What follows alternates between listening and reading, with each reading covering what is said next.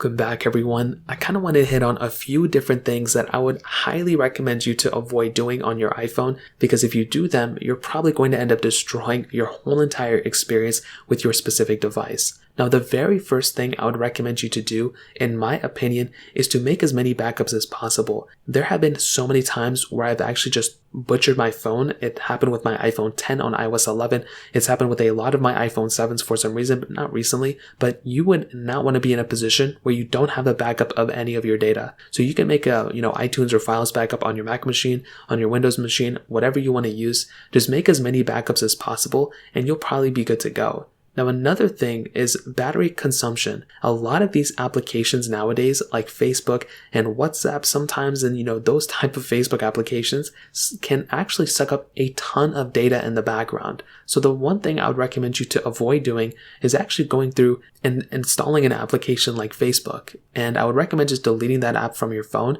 And I would honestly recommend just going through and pretty much just using it on your web browser. If you have Facebook installed on your phone, not only has there been tons of scandals and stuff about them snooping in the background of your phone, but also it just sucks up a lot of data and a lot of, battery from your device, even when you're not using it. And most people don't know to turn off, certain things in the background. So I'd probably recommend just deleting that application altogether and just using that application, via your web browser.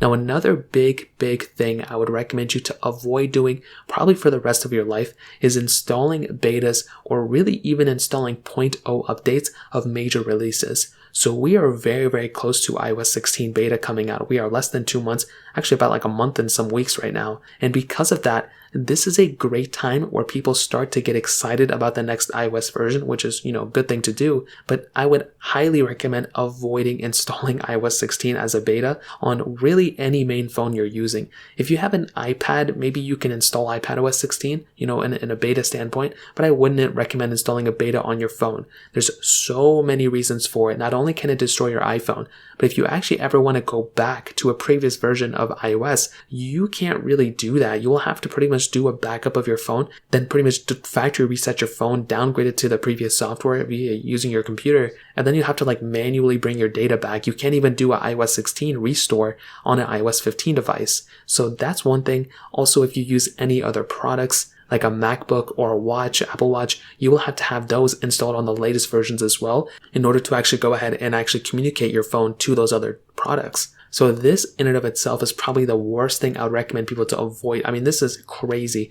I've been in so many situations like this, and nowadays I just wait to install iOS 16 or the next version of software when it's like 0.1 or 0.2. So when iOS 16.0 comes out officially, I still wouldn't install it on my main device. I'd probably be waiting until probably like iOS 16.1 or even 16.2.